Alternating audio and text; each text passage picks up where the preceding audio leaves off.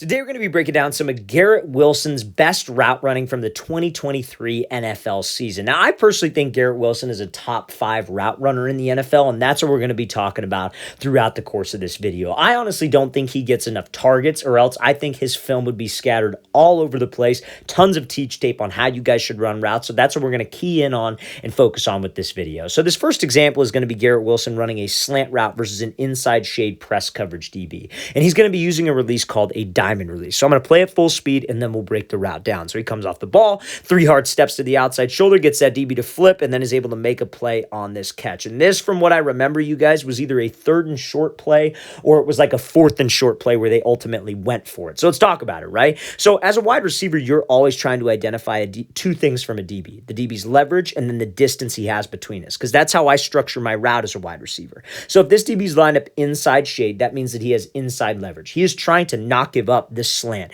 the drag, the post, the dig, anything to the inside. Force all the wide receivers to the outside, to the sideline. So as a wide receiver, if I have to run an inside breaking route that is a slant, I'm not going to be able to just cut in front of him. He's going to get hands on me. His job is do not let us do that. So he will get hands, squeeze me to the inside, and that will disrupt timing, but also spacing on the play. Imagine if Wilson, when he lined up here, he had to run a slant, and let's say the slot receiver also had to run a slant, but he got rerouted way inside, and those two slants are right on top of each other. We can't force that inside release just because I have an inside breaking route. So what he decides to do is a release called a diamond release. And a diamond release is a perfect thing to do, because a diamond release, like if you're drawing a diamond on paper, right, you start out with like 2 45-degree angles, right? So essentially you want to run at a 45-degree angle. It's more so at this DB's outside shoulder and outside hip, but we are trying to make him think that we are running a fade. He comes off the ball and it is 3 hard steps, 1, 2, 3 at that outside shoulder and hip. Make that DB open up the gate. Now, a disciplined DB will not open up that gate if I don't sell it. And that's where Wilson's technique comes into play. Obviously, he's a very explosive athlete. He's very fast. He's very quick. But when he comes off this release, that first step is explosive. He's actually gaining ground. He's running with long strides. And a disciplined DB is watching our hips. Your hips and your shoulders and your eyes. Everything has to say that you are running a fade until the last possible second. Then you could use that inside arm, put it on the back of the DB's shoulder, elbow, back of his hip, whatever the case may be, swat him by and slip underneath. So now I have spacing on the play, but I also have separation because I didn't force that inside release. So that's a textbook move there from Garrett Wilson. Now, the subtle part of this that not a lot of people realize is pay attention to that first, I guess you could say hesitation hop, what he does off the ball. That's to close the space with the DB. Because remember, as a receiver pre-snap, we're always looking for 2 things. We're looking for the leverage of this DB, but also the distance. So if Garrett Wilson would have just came off the ball right now and did that diamond release, even if he got that DB to flip, there'd be too big of a gap. So he still has to get to here to run his slant. If there's that big of a gap and Wilson tries to cut back underneath, that DB could easily speed turn and beat us to the spot of the ball. So we have to bring that line of scrimmage to him first. I have to do this fast. I can't waste a ton of time. Then let's get up into that diamond release. This is a textbook router from Garrett Wilson. Again, these little details, the playing the receiver position, guys, it's all about knowing how to run your routes. Versus what coverage I'm doing this versus this leverage I'm doing this. But also it's about the technique. If you have a combination of both, you are a great route runner. And that's why I think Wilson, again, is top 5 in the game right now. If he got more targets, I think everybody would be on the same page as me. Now, let's talk about another example here. So this is Garrett Wilson working against a cover 2 defense, because running routes is not all about just beating man coverage. It's also knowing how to sit in zone coverages, beat certain zone coverages. So this is a great example of that. Now, before we get into this video, you guys, with this clip, I should say, if you're a wide receiver and you would like to train with us this offseason, we are going to be coming out to 10 more states across the country for 2-day-long QB and wide receiver training camps. So check out that very first link in the description below if you're local to any one of these cities that we have circled here, you guys. Our first 5 camps, so in San Francisco, Miami, Vegas, Charlotte, Portland, all of those are completely sold out, or we sold them out, already had those camps, and now our next 3 in Dallas, Nashville, and Chicago are completely sold out, and all of these on the right side will sell out within the next month, you guys. So if you're in Buffalo, Atlanta, Houston, Philly, Detroit, Boise, or LA, and you guys would like to train with us, guys, again, these will all be gone within the next month. So check out that very first link in the description below if you'd like to sign up and train with us. We appreciate all the support, you guys, and we hope we can have you out when we are in one of these cities circled here. Let's get back to this video. So now, Let's talk about this example from Garrett Wilson. So this is Garrett Wilson working a fade route versus a cover two defense. Now in cover two, everybody knows that what is this corner responsible for in cover two?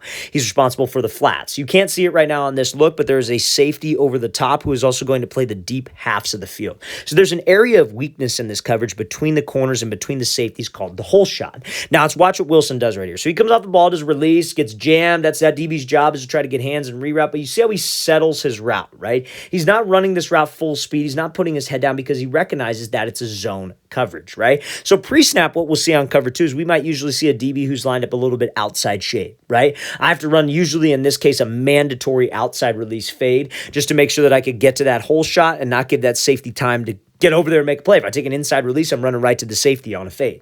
So he comes off the ball against this physical jam. You see, whenever we're going up against a DB who's physical, wants to get hands, your pad level is so important as a receiver. Remember, it's the details, you guys. Devils are the details. So when you guys come off, a lot of receivers, when they do this move, when they close space, maybe they hesitate off the ball, they'll stand straight up. They expose their number, as I say, which is them lifting their chest up in the air. So when this DB gets hands, they're completely screwed.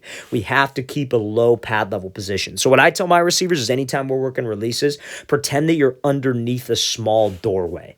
And if you pop up, you're going to hit your head on the doorway. So when we close space, I'm also more explosive when I'm low, but I'm not going to expose my chest so I can get off that jam and go. Now, pre-snap, if we see that there's a corner sitting outside leverage, looks like his eyes are to the inside, reading the number 2 receiver who might be running an out route or something to the outside like a flat, and I see that there's a safety deep over the top that we'll see come into the screen here in a second right there. If I see that there's a safety deep over the top, I'm automatically thinking I'm not catching this fade over the shoulder. I'm catching this fade sitting right here in between the safety and in between this corner. They call that, again, the hole shot, right? So you got to be on the same page with your quarterback in that respect. Don't just keep your head down and just run deep and treat it like any other fade. Guys, there are variations of this. There are variations of every single route versus different defensive coverages. So if you're an outside receiver and you see that and you know you have a fade called, let's not run the fade like how I'd run a 4 verts fade versus press man coverage. Let's try to settle in the window and make sure we're sitting in that open grass. So this is a textbook example here of how to beat an aggressive jam,